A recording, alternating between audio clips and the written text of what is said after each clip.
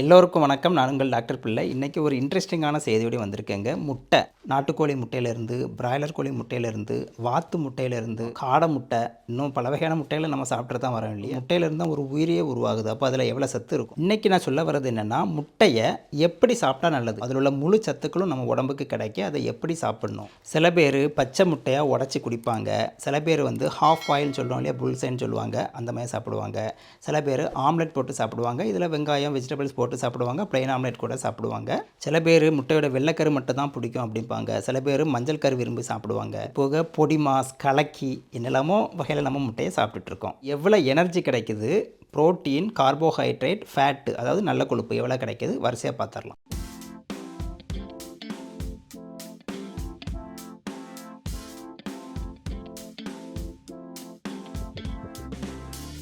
ஒரு 50 கிராம் அளவுள்ள ஒரு மீடியம் சைஸ் முட்டையை நம்ம எடுத்து பார்க்கலாம். இதை எப்படி சாப்பிட்டா எவ்வளோ சத்து, எவ்வளோ இதர விஷயங்கள் கிடைக்குது நம்ம பார்க்க போகிறோம். முதல்ல பார்த்தீங்கன்னா கேலரிஸ் பார்த்துடலாம். கலோரின்னு சொல்கிறோம் இல்லையா? பச்சை முட்டை சாப்பிடும்போது கலோரி 73 கிடைக்குதுங்க. பாயில்டு இல்லைனா ஆஃப் பாயில் அந்த மாதிரி, அதாவது முட்டையை அவிச்சோ இல்லை ஆஃப் ஆயில் போட்டு சாப்பிட்டாலும் அதே அளவு 73 கலோரி கிடைக்குது.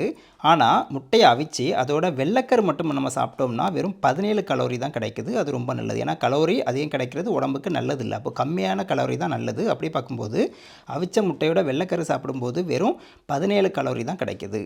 ஆனால் இதே இது நம்ம ஆம்லெட் போட்டு சாப்பிடும்போது கலோரி பயங்கரமாக எகிரி 120 ஆகுது. ஏன் தெரியுமா? ஆம்லெட்டில் நம்ம ஆயில் சேர்க்குறோம் இல்லையா, அதுதான் இதற்கான காரணம். கலோரி அதிகமாக கிடைக்கும், 120. இதை விட அதிகம் எது தெரியுமா? பொடி மாஸ். பொடி மாஸில் அளவுக்கு அதிகமாகவே ஆயில் விட்டு நம்ம சமைப்போம் இல்லையா, கலோரி 130.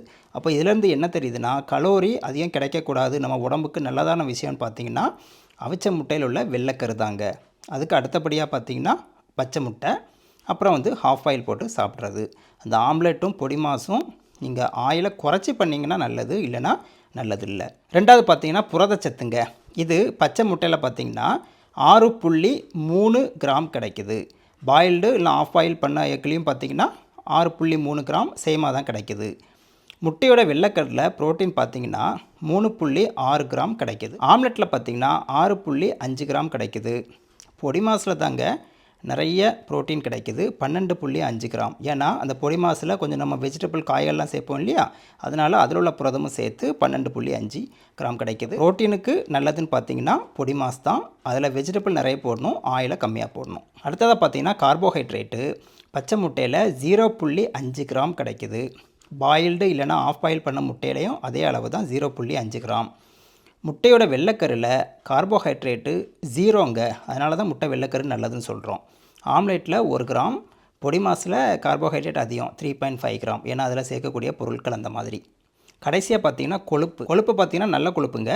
பச்சை முட்டையில் 5.3 கிராம், பாயில்டு எக்கில் ஆஃப் ஆயில் பண்ணதுலேயும் அதே அளவு தாங்க, 5.3 கிராம். இந்த பச்சை முட்டையாக இருந்தாலும் சரி தான், இல்லை அவிச்சாலும் சரி தான், ஆஃப் ஆயில் போட்டாலும் சரி தான், ஒரே அளவு தான் கிடைக்குது. ஆனால் ஆஃப் ஆயிலில் ஆயில் சேர்க்கக்கூடாது. 5.3 கிராம் ரெண்டுலேயும்.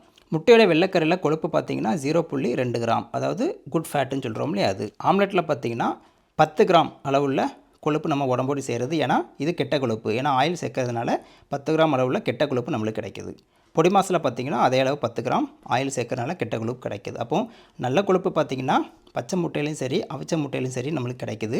கெட்ட கொழுப்பு பார்த்திங்கன்னா நமக்கு ஆம்லெட்லேயும் பொடி மாஸிலேருந்து கிடைக்குது. ஏன்னா நம்ம சேர்க்கக்கூடிய ஆயில்னால். இப்போ பார்த்திங்க இல்லையா, முட்டையை எப்படி சாப்பிட்டா நல்லதுன்னு நீங்களே முடிவு பண்ணிக்கோங்க. நமக்கு கலோரி அதிகம் வேண்டாம் அப்படின்னா முட்டையை அவிச்சு வெள்ளைக்கரு மட்டும் சாப்பிட்றது தான் நல்லது. அதுதான் நம்ம உடம்போட எடையை குறைக்கிறதுக்கு முக்கியமான பங்கு வகிக்குது. இல்லைனா ஒல்லியாக உள்ளவங்க பார்த்திங்கன்னா முட்டையை எப்படி வேணாலும் சாப்பிட்டுக்கலாம். ஒரு நாளைக்கு 1லேருந்து 2 முட்டை. இது நல்ல ஃபேட்டு அதெல்லாம் உள்ளவங்க பார்த்திங்கன்னா 1 முட்டை 2 முட்டை வெள்ளைக்கரு சாப்பிட்டா ரொம்ப நல்லது. மற்றவங்க ஒரு 3 முட்டை வரைக்கும் சாப்பிட்டுக்கலாம். முக்கியமாக நான் ரெக்கமெண்ட் பண்ணுறது வெள்ளைக்கரு தான். ஒரே ஒரு முட்டையில் மட்டும் மஞ்சக்கரை சாப்பிட்டுட்டு மீதி உள்ள 2 முட்டையில் வெள்ளைக்கரு மட்டும் சாப்பிடுங்க. மொத்தம் 3 முட்டை ஒரு நாளைக்கு நம்ம எடுத்துக்கலாம், தப்பு கிடையாது. பெண் குழந்தைகள் பார்த்திங்கன்னா வயசுக்கு வந்தப்புறம் முட்டை நிறைய கொடுப்பாங்க ப்ரோட்டீனுக்கு. உளுந்தங்களி கொடுப்பாங்க.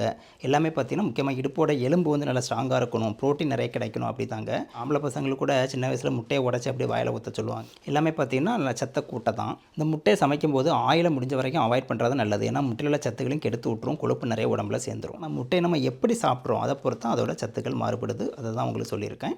உங்களுக்கு கண்டிப்பாக இது சர்ப்ரைசிங்காகவும் இருக்கும், நல்ல பிரயோஜனமாகவும் இருக்கும்னு நினைக்கிறேன்.